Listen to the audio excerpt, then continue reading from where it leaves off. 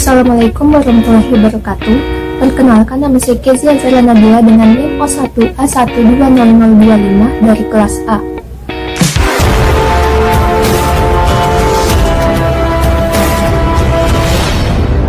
Pada kesempatan kali ini saya akan menjelaskan materi mengenai gangguan enzim pencernaan dan cara mengatasinya. Yang pertama, sistem pencernaan. Sistem pencernaan merupakan serangkaian jaringan organ yang memiliki fungsi untuk mencerna makanan. Saluran pencernaan yaitu mulut, faring, kerongkongan, lambung, usus halus, dan usus besar, serta ditambah organ aksesoris seperti kelenjar ludah, hati, kandung empedu, dan pankreas yang bukan bagian saluran tetapi mengeluarkan zat ke dalamnya melalui menghubungkan saluran. Fungsi keseluruhan sistem pencernaan adalah untuk memproses makanan tertelan ke dalam bentuk molekul yang kemudian ditransfer bersama dengan garam dan air untuk lingkungan internal tubuh, di mana mereka dapat didistribusikan ke sel oleh sistem. Yang kedua, proses yang terjadi pada organ pencernaan. Proses pencernaan makanan pada manusia melibatkan organ pencernaan manusia. Organ-organ tersebut antara lain mulut, faring, kerongkongan, lambung, usus halus, usus besar, pankreas, dan anus. Yang pertama, mulut. Mulut merupakan bagian awal dari sistem pencernaan. Secara keseluruhan, mulut dalam pencernaan makanan berfungsi sebagai penghancur makanan sebelum masuk ke dalam sistem pencernaan berikutnya. Penghancuran makanan dalam mulut biasa disebut mengunyah, dibantu dengan fungsi gigi sebagai bagian mulut yang berfungsi memotong makanan jadi partikel-partikel makanan yang lebih kecil. Selain gigi, proses penghancuran makanan dalam mulut juga dibantu oleh kelenjar ludah, menghasilkan ludah yang berfungsi sebagai media pembasahan makanan dan mensekresi enzim amilase. Selanjutnya, faring. Fungsi faring dalam sistem pencernaan makanan merupakan penghubung mulut dengan kerongkongan di mana makanan yang telah didorong oleh lidah masuk ke dalam faring, dan selanjutnya dalam faring, makanan didorong ke dalam kerongkongan dengan kontraksi otot-otot yang ada di dalamnya. Proses ini disebut dengan menelan makanan. Selanjutnya, kerongkongan. Kerongkongan atau esofagus adalah tabung berotot yang mengangkut air liur, cairan, dan makanan dari mulut ke perut. Makanan yang masuk ke dalam kerongkongan akan berjalan melalui esofagus dengan menggunakan proses peristaltik. Ketika makanan ditelan, epiglotis bergerak mundur untuk menutupi laring, mencegah makanan tidak memasuki trakea.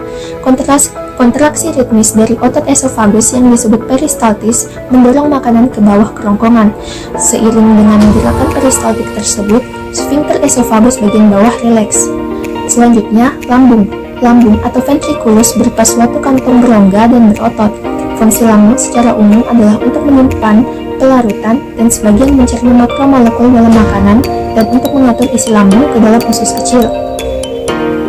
Selanjutnya, usus halus. Sampainya di usus halus, makanan yang telah melalui serangkaian proses akan bertemu dengan enzim dan zat lainnya seperti cairan empedu yang berasal dari sel-sel usus, empedu, hati, dan pankreas. Zat-zat ini akan memecah karbohidrat, lemak, dan protein menjadi senyawa yang lebih sederhana sehingga dapat diserap dan dimanfaatkan oleh tubuh.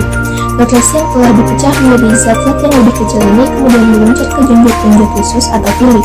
Fili terdiri dari junjut-junjut usus yang lebih kecil disebut mikrofili.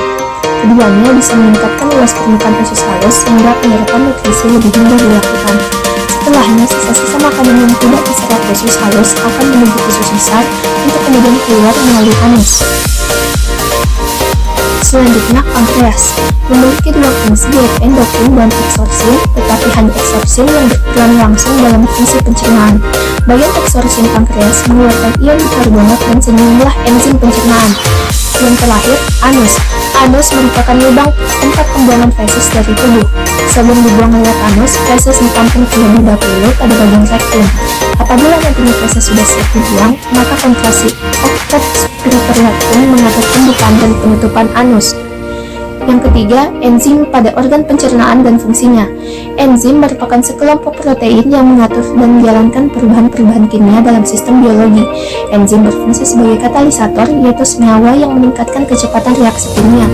Enzim pipialin terdapat pada mulut yang berfungsi merombak amilum menjadi maltosa. Di dalam lambung dihasilkan dua enzim, yaitu enzim pepsin dan renin. Enzim pepsin berfungsi merombak protein menjadi pepton, sedangkan enzim renin berfungsi mengendapkan kasein atau protein susu. Pada pankreas dihasilkan tiga enzim, yaitu amilase, lipase, dan tritsin. Enzim amilase berfungsi merombak amilum menjadi glukosa. Enzim lipase berfungsi merombak lemak menjadi asam lemak dan gliserol, dan enzim tritsin berfungsi merombak protein menjadi asam amino. Selanjutnya, enzim yang dihasilkan oleh pankreas. Jenis enzimnya tripsin, kemotripsin, dan elastase dengan substrat protein. Aksinya istirahat ikatan peptida dalam protein untuk membentuk fragmen peptida. Selanjutnya enzim karboksipeptidase, substratnya protein dengan aksi membelah asam amino terminal dari ujung karboksil protein. Selanjutnya enzim lipase dengan substrat lemak, aksinya membelah trigliserida menjadi dua asam lemak membentuk asam lemak bebas dan monogliserida. Selanjutnya enzim amilase dengan substrat polisakarida dengan aksi membelah polisakarida menjadi glukosa dan maltosa. Selanjutnya enzim ribonuklease dan deoksiribonuklease dengan substrat asam nukleotida dengan aksi membelah asam nukleat menjadi mononukleotida bebas.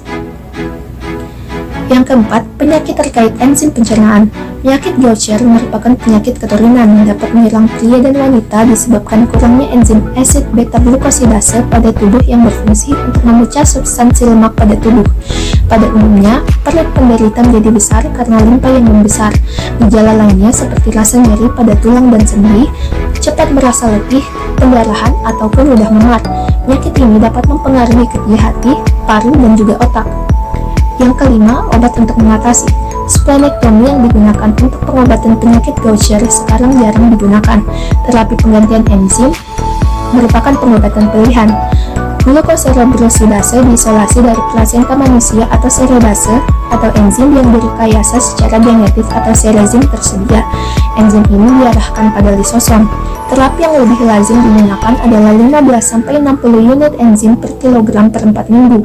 Dosis ini dibagi dan diberikan secara intravena setiap 2 minggu. Pengobatan ini mengurangi besar limpa secara dramatis, memperbaiki hitung darah, dan memperbaiki perubahan tulang. Regimen lain menggunakan sangat sedikit enzim, 1-3 unit per kilogram per 4 minggu. Dosis dibagi dan diberikan 3 kali per minggu. Reaksi alergi dapat terjadi dan penderita harus dipantau. Sekian materi yang dapat saya sampaikan, lebih dan kurangnya mohon maaf. Wabillahi taufiq wal hidayah. Assalamualaikum warahmatullahi wabarakatuh.